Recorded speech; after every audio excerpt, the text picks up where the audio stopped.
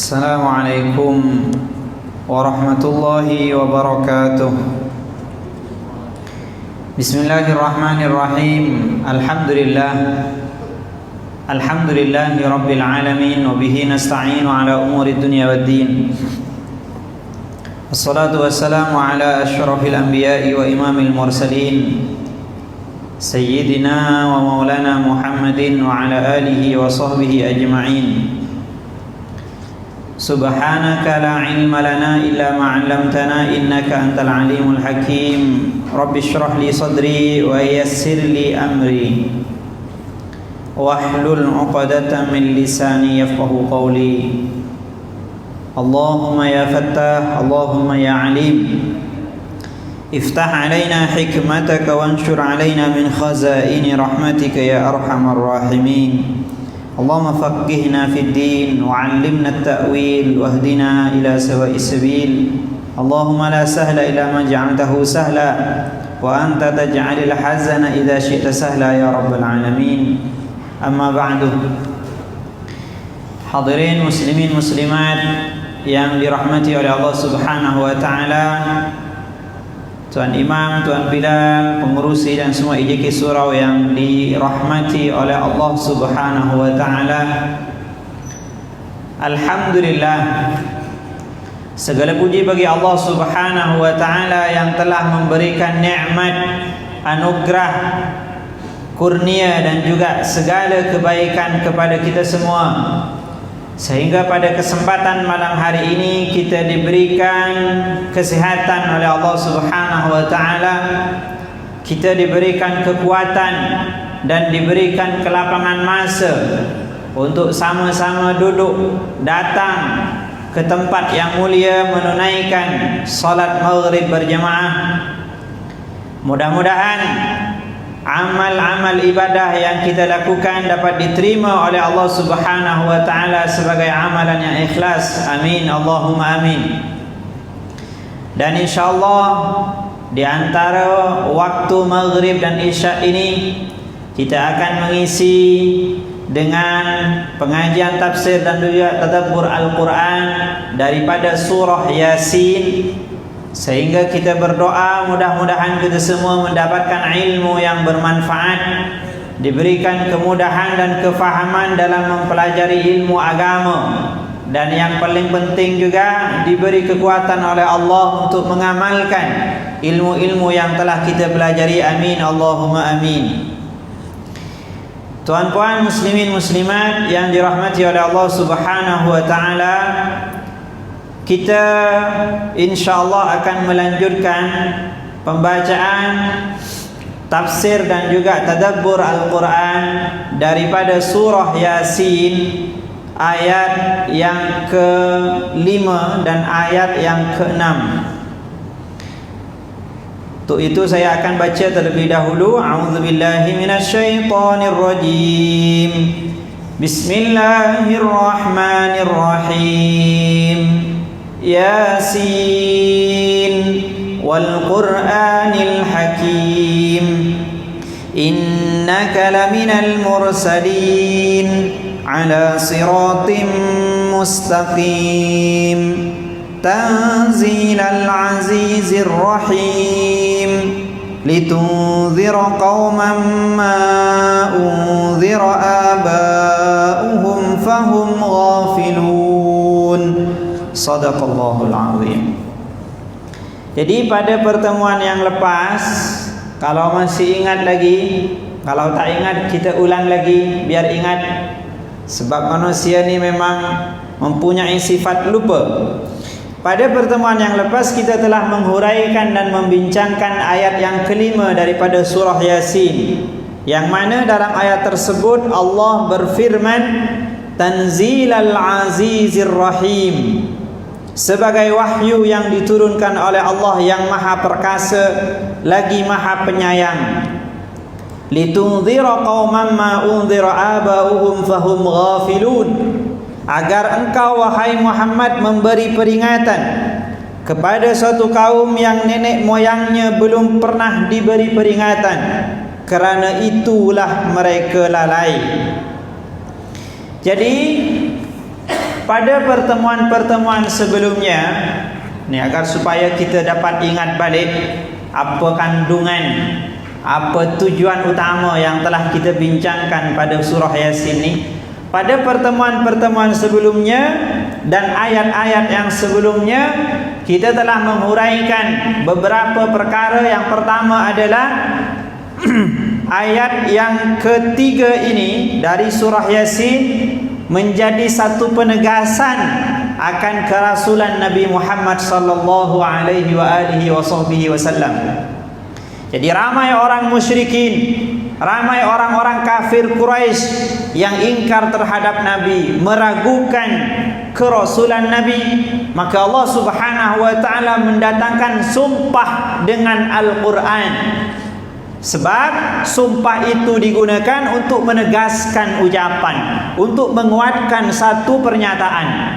Maka untuk menegaskan bahwasanya Nabi betul-betul seorang Rasul, Allah bersumpah wal Qur'anil Hakim, demi Al-Quran yang mulia, innaka laminal mursalin, sungguh engkau wahai Muhammad adalah utusan, adalah termasuk bagian orang-orang yang diutus.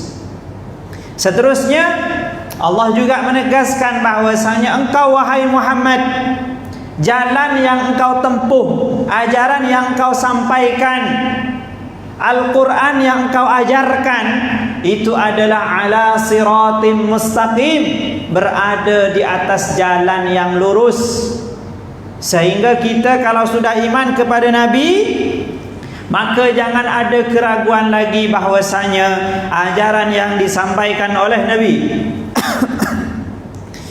ajaran yang disampaikan oleh Nabi, termasuk juga Al-Quran yang diturunkan kepada Nabi, itu merupakan as-siratal mustaqim. Kita sudah bincangkan maksud siratal mustaqim ini adalah jalan yang dipilih oleh Allah untuk para rasul-rasul sebelumnya. Maknanya apa? Jalan yang ditempuh Nabi itu sama dengan jalan yang ditempuh oleh nabi-nabi sebelumnya, rasul-rasul sebelumnya. Kemudian pada ayat yang kelima Allah sebut Tanzilal Azizir Rahim. Wahyu itu diturunkan oleh Zat yang Maha Perkasa lagi Maha Penyayang. Ayat yang kelima ini kalau kita fahami, dia semacam menjadi alasan kenapa agama yang diturunkan oleh Allah kepada Nabi Muhammad, Al-Quran yang diturunkan oleh Allah kepada Nabi Muhammad itu menjadi jalan yang lurus, menjadi jalan yang baik, menjadi jalan yang sempurna, yang patut kita ikuti jalan tersebut. Kenapa? Sebab jalan yang dipilih oleh Nabi itu adalah jalan yang dipilih oleh Allah Subhanahu wa taala. Oleh sebab itu agama Islam ini adalah agama yang sempurna, agama yang mengatur manusia sebagai manusia. Sebagian agama ada yang mengatur manusia untuk menjadi malaikat. Tak boleh, manusia bukan malaikat. Sehingga setengah agama orang laki-laki tak boleh kahwin. Oh, macam mana? Susah. Dia bercanggah dengan fitrah dalam diri manusia. Setengah agama langsung tak ada aturan, bebas, menjadikan manusia macam binatang. Islam tidak. Islam mengatur manusia sebagai manusia dengan peraturan yang sangat sempurna. Manusia perlu makan, Allah atur. Agama ini mengatur macam mana cari makan yang betul, macam mana makanan-makanan yang baik itu yang perlu untuk dimakan. Manusia perlu untuk berkahwin, maka diatur oleh agama, diatur dalam Islam, diatur dalam Al-Quran macam mana menyalurkan syahwat tersebut sehingga tidak keluar dari peraturan-peraturan Allah Subhanahu wa taala. Sehingga agama Islam ini adalah agama yang sempurna, agama yang mulia. Kenapa? Sebab agama Islam ini adalah agama yang dipilih oleh Allah Subhanahu wa taala. Kalau buatan manusia, sesuatu apapun, kalau hasil buatan manusia mesti ada kekurangan, mesti tidak sempurna. Ada orang tulis buku, dia dah melakukan penelitian bertahun-tahun lamanya, pasti walaupun buku itu sudah dipuji oleh orang seluruh dunia, nanti akan datang generasi selanjutnya menyebutkan kekurangan dari buku tersebut. Imam Ghazali orang yang sangat hebat, yang sangat dahsyat, yang sangat pandai. Bahkan Imam Ghazali ini sampai digelari sebagai Hujjatul Islam. Hujjatul Islam ni gelaran yang diberikan kepada seorang ulama yang hafal 300.000 hadis dengan sanad-sanadnya. 300.000 beliau hafal hadis tersebut sampai mendapat gelaran Hujjatul Islam. Beliau mengarang kitab Tahafutul Falasifah. Ini kitab membantah teori-teori ahli filsafat orang-orang barat. Tapi walaupun kitab ini ditulis oleh orang yang hebat, datang kitab-kitab yang setelahnya membantah kitab Imam Al-Ghazali. Membantah, tidak terima, mengkritik, menyempurnakan, sebab hasil buatan manusia. Al-Quran justru menantang. Siapa yang boleh menandingi Quran? Jom datangkan. Siapa yang boleh menyaingi Al-Quran? Sila sebutkan. Siapa yang mendakwa ada kekurangan dalam Quran? Jom silakan buktikan. Macam mana dalam Al-Quran tu? Fa'tu burhanakum in kuntum sadiqin. Kalau kamu memang betul mendakwa ada kekurangan di dalam Al-Quran, ada kecacatan dalam Al-Quran, ada sesuatu yang mesti dibetulkan dalam Quran, buktikan. Dan itu mulai dari zaman Nabi sampai zaman sekarang, tak ada satu orang pun yang dapat membuktikan kekurangan Al-Quran.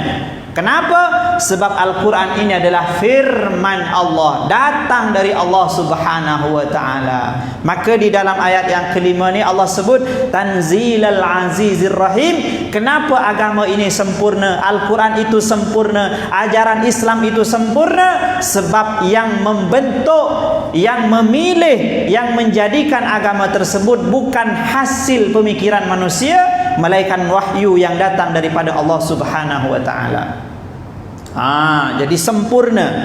Tanzilal Azizir Rahim. Kemudian di sini Allah Subhanahu wa ta'ala menyebut dua sifat di antara Asmaul Husna. Satu sifat bermakna Al-Aziz, satu sifat Al-Aziz. Al-Aziz ini bermakna, kalau dalam terjemahan, Maha Perkasa, yang tak pernah terkalahkan, Al-Aziz.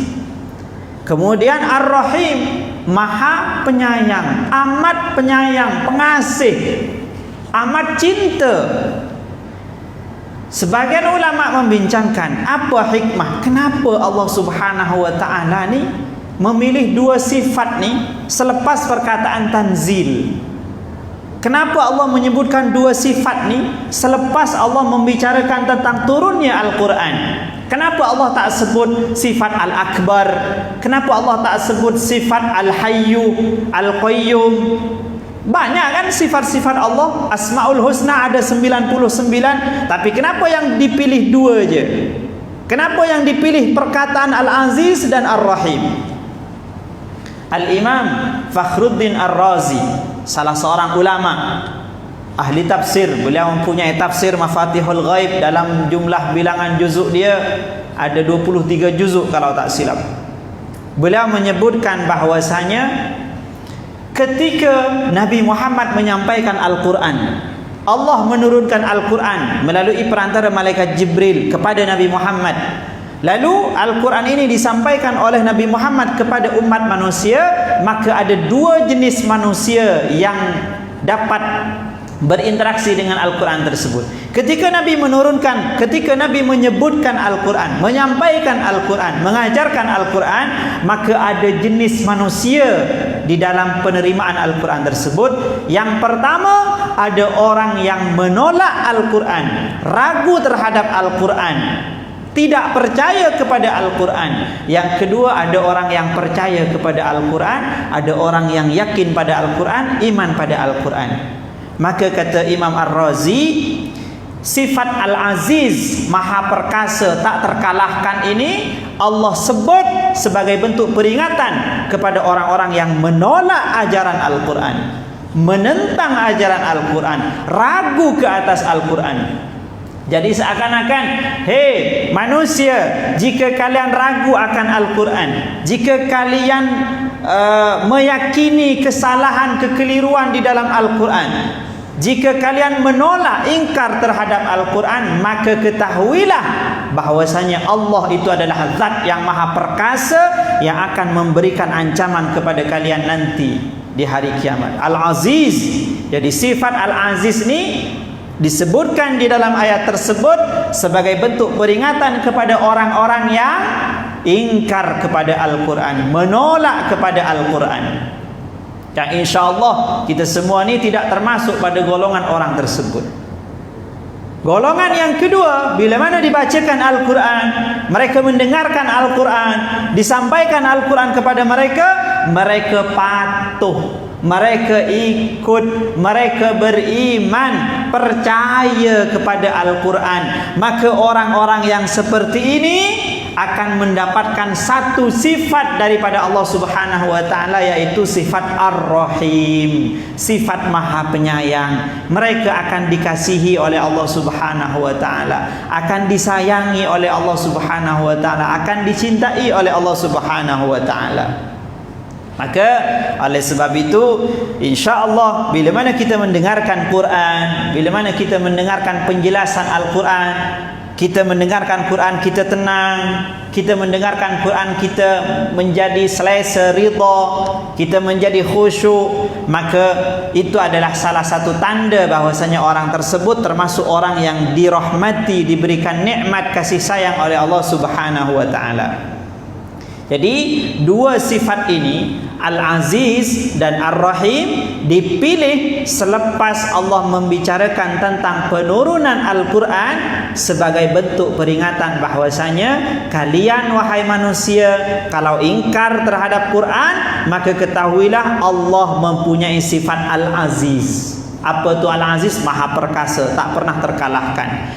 Menurut Imam Al-Ghazali, sifat Al-Aziz ni mempunyai tiga makna. Yang pertama, yang layak disebut Al-Aziz ni adalah yang tiada tandingannya, tiada duanya. Kalau ada orang yang dia tiada tandingannya, tiada duanya, maka dia termasuk disebut Al-Aziz. Sama seperti raja. Dulu raja di zaman Nabi Yusuf, raja di zaman Nabi Yusuf disebut dengan Al-Aziz. Al-Aziz yang maha perkasa, yang maha mulia. Kenapa? Sebab dia merasa dirinya tiada duanya, tiada tandingannya.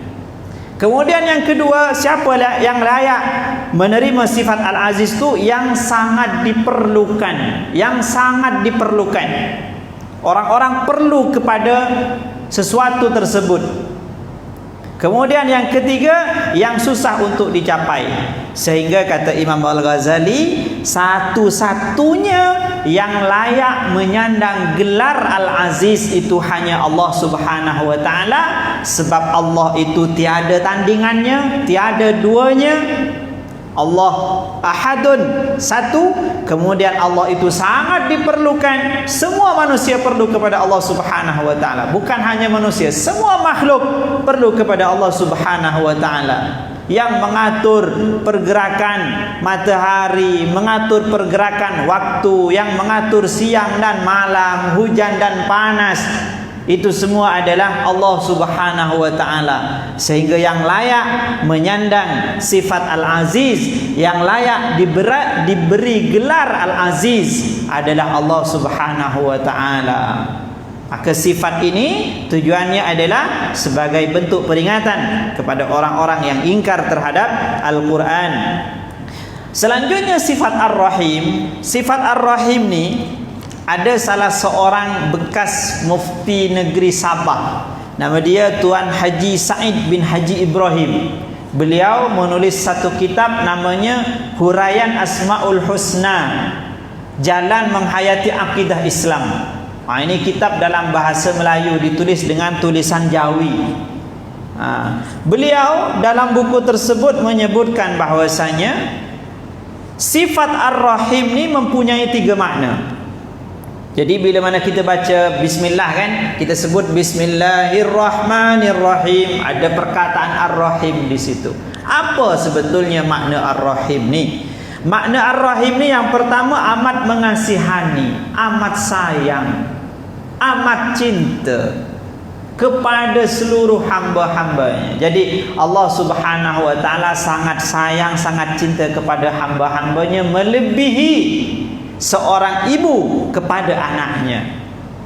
Seorang ibu kepada anaknya cinta dia terbatas, kan? Apatah lagi cinta seorang lelaki pada perempuan, itu lagi terbatas. Cinta Allah kepada manusia tak ada batas. Mulai sebelum lahir Allah dah bagi rahmat pada dia. Dalam kandungan Allah bagi kasih sayang pada dia. Ketika masih kecil lagi, baru lahir, Allah berikan rahmat kasih sayang kepada dia. Bukankah baby itu ketika baru lahir dia tak ada gigi? So kalau tak ada gigi macam mana dia nak makan? Bagi nasi, roti tak boleh.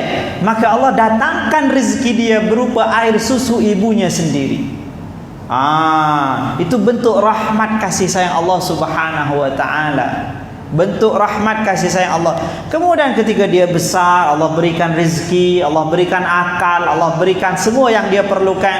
Itu salah satu bentuk rahmat. Jadi Allah disebut Ar-Rahim sebab Allah Subhanahu wa taala mempunyai sifat yang maha mengasihani. Kemudian yang kedua, Allah disebut Ar-Rahim sebab Allah maha mengampuni dosa-dosa. Tak ada yang dapat mengampunkan dosa kecuali Allah Subhanahu wa taala. Tak ada yang dapat mengampuni segala kesilapan kita kecuali Allah Subhanahu wa taala. Sehingga bila mana kita berbuat dosa, maka pintu yang sepatutnya kita ketuk, pintu yang sepatutnya kita tuju adalah pintu maghfirah dan kemaafan daripada Allah Subhanahu wa taala. Untung kita ni dipilih oleh Allah sebagai orang yang beriman dan kita berjaya. Kita termasuk orang yang diberikan nikmat sebab telah mengenal Allah Subhanahu wa taala. Kenapa? Sebab Allah Subhanahu wa taala Tuhan yang sangat baik. Sebesar apapun dosa yang kita lakukan, selagi kita ada keinginan untuk menghadap kepada Allah Subhanahu wa taala, maka selagi itu Allah akan mengampunkan. Allah akan membukakan pintu maghfirahnya. Cuba kalau kita manusia macam mana? Kita kalau ada orang buat salah pada kita satu kali, apa yang akan kita buat? Kita akan tandai orang tu. Kau dah buat satu kesilapan pada saya.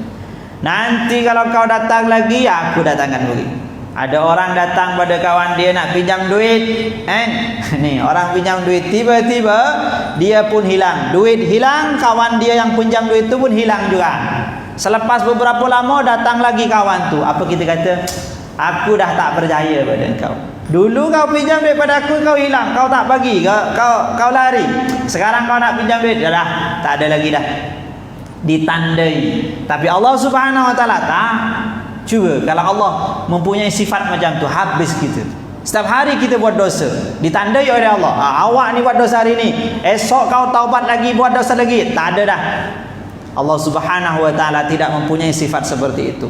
Berapa banyak pun kita berbuat dosa, sebesar apapun berbuat dosa. Bahkan dalam hadis Nabi sebut walaupun dosa seorang hamba itu memenuhi seluruh dunia ini, dari bumi sampai ke langit, seandainya dosanya itu disusun sampai setinggi langit, datang kepada Allah Subhanahu wa taala, apa kata Allah? Aku akan ampunkan dia dan aku tak peduli berapa banyak dosa dia. Yang dapat mengampunkan dosa, yang dapat memberikan rahmat, itu hanya Allah Subhanahu wa taala. Oleh sebab tu Allah disebut dengan sifat Ar-Rahim, Maha Pengasih, Maha Cinta, Maha Rahmat kepada umatnya, kepada hamba-hambanya, kepada makhluknya. Kemudian yang ketiga kata beliau, memberikan nikmat syurga dan apa yang ada di dalam syurga. Ini yang paling mahal nih. Jadi di antara nikmat yang Allah berikan adalah nikmat syurga. Dan ini yang hanya diberikan kepada orang mukmin sahaja. Kalau nikmat sehat, orang kafir juga sehat.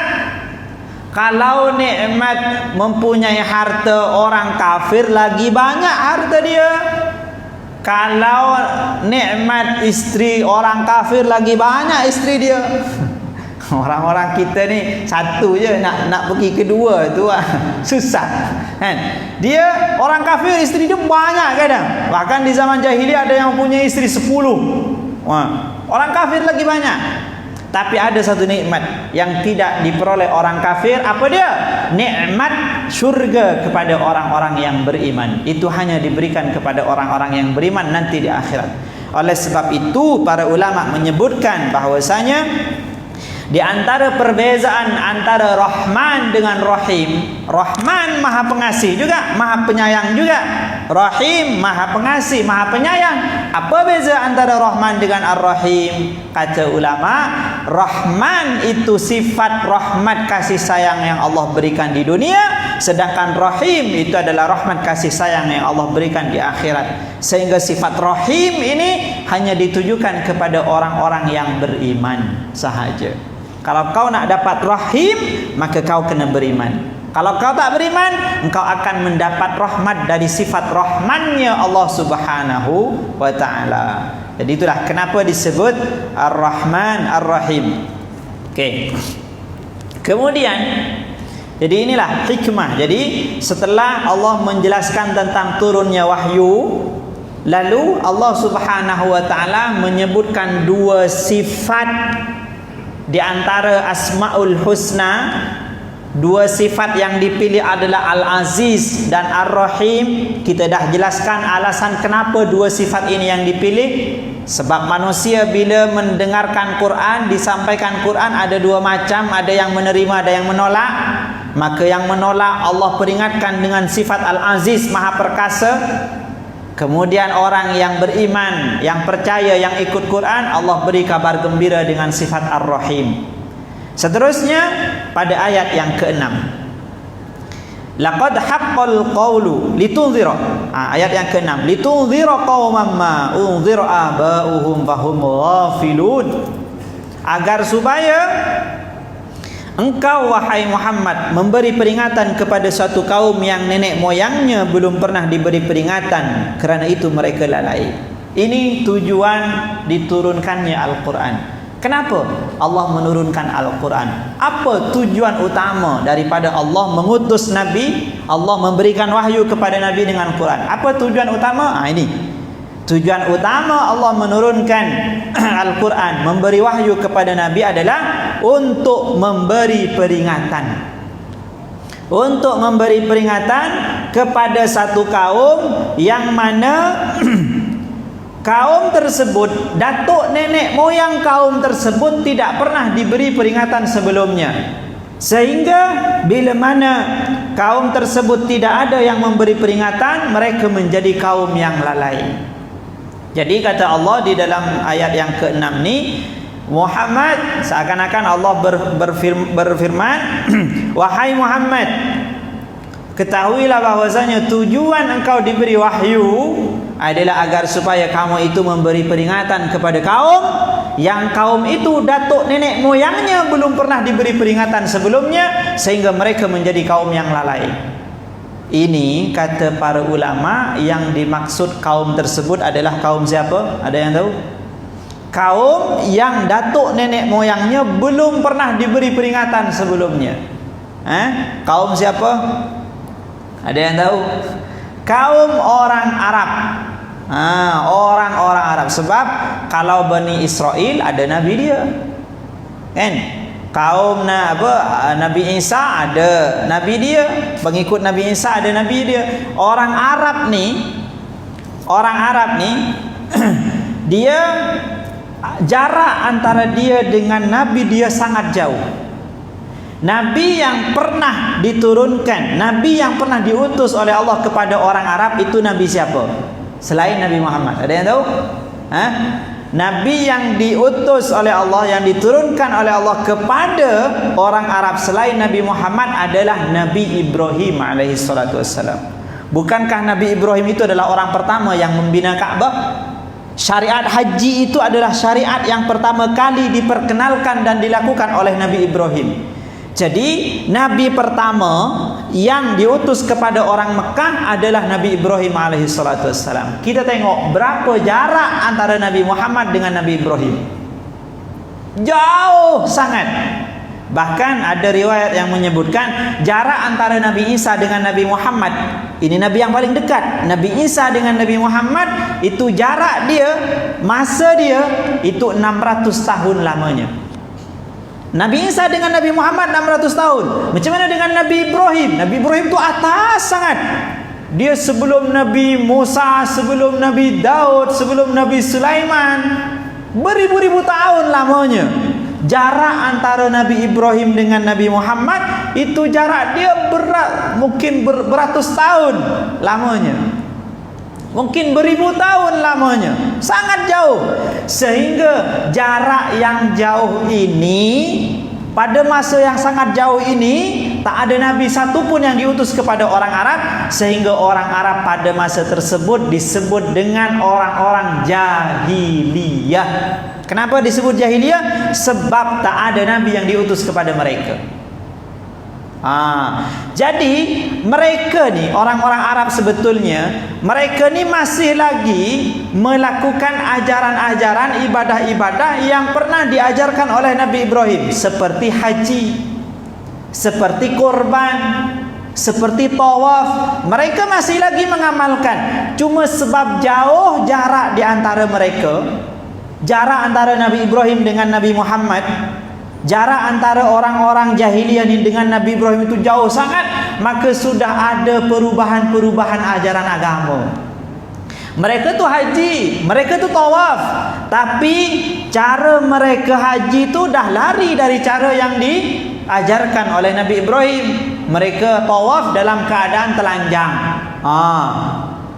Lalu kemudian mereka menyembelih binatang. Itu sama seperti yang diajarkan Nabi Ibrahim, tapi tujuan menyembelih binatang tu dah lari dah.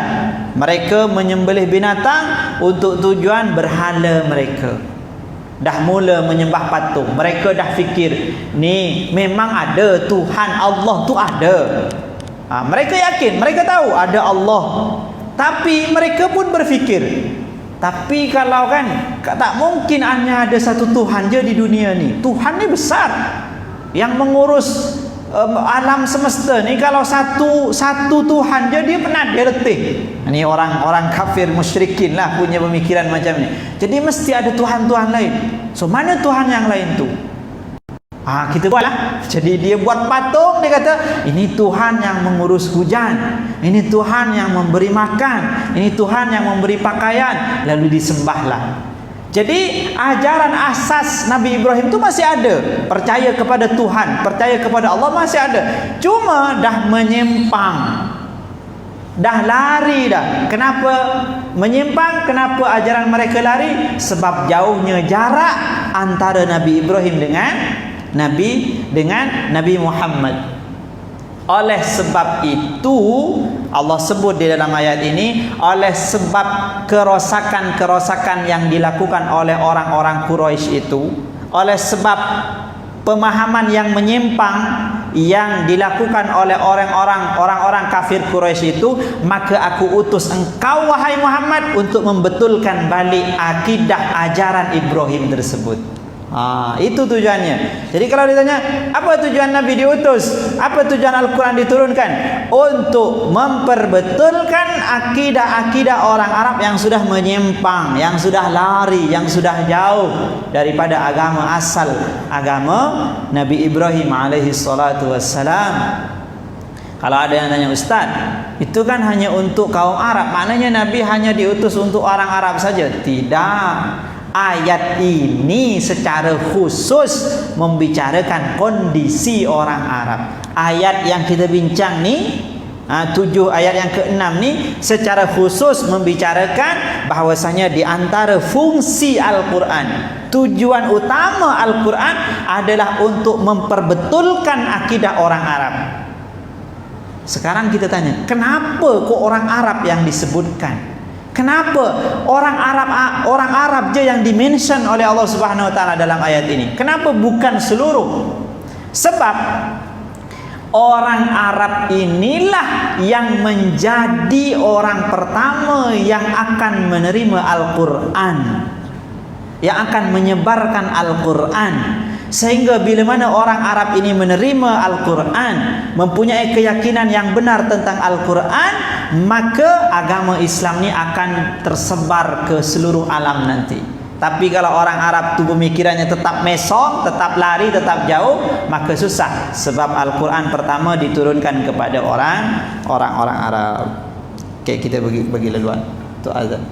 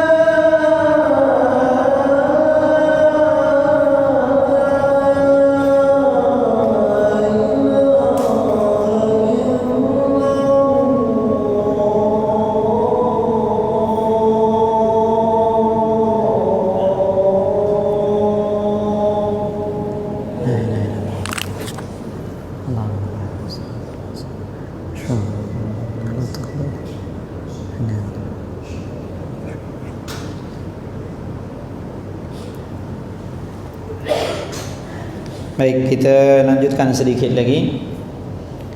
Jadi ayat yang ke-6 ini menjelaskan tujuan utama Allah Subhanahu wa taala menurunkan Al-Quran, memberikan wahyu kepada Nabi adalah untuk kamu memberi peringatan kepada kaum yang mana datuk nenek moyang kaum ini tidak mendapatkan peringatan dari Nabi sebelumnya. Maknanya jauh sangat jarak dia antara dengan Nabi yang pernah diutus sebelumnya.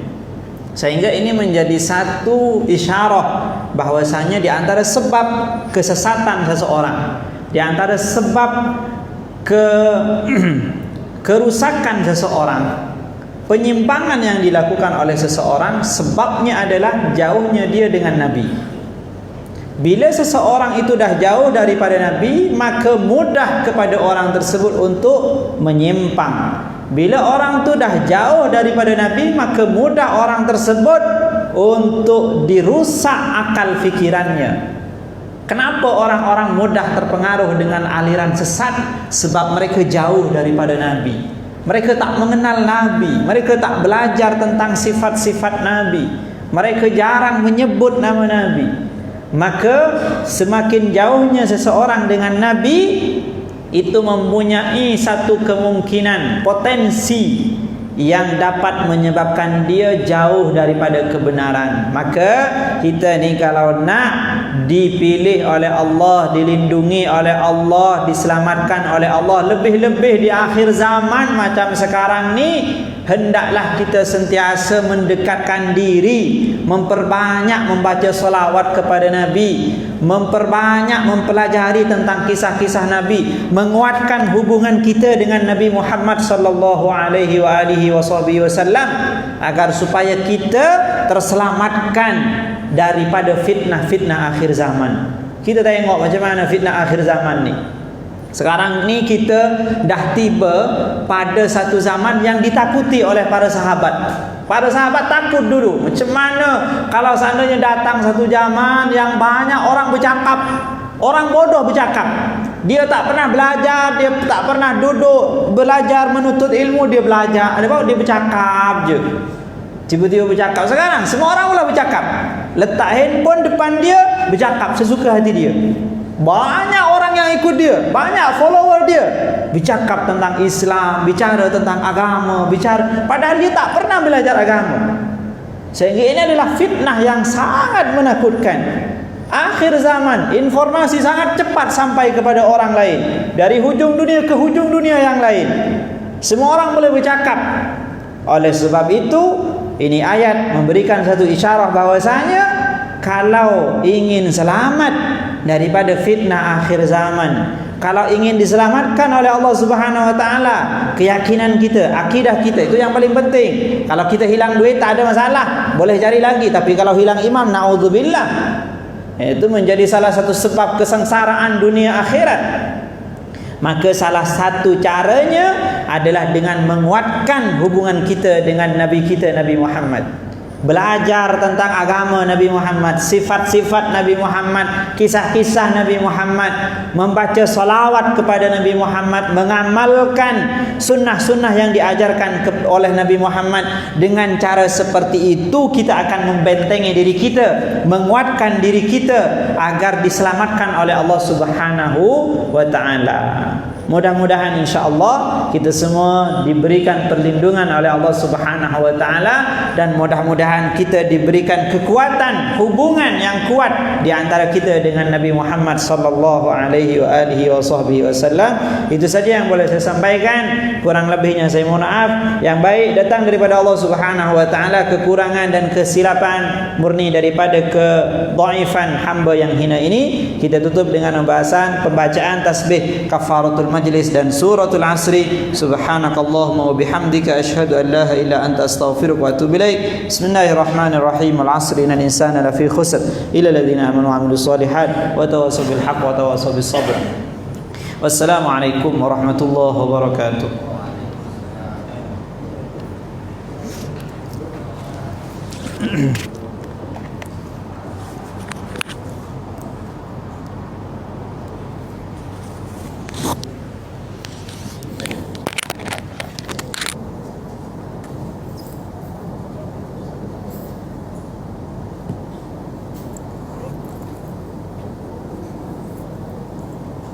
jadi imam?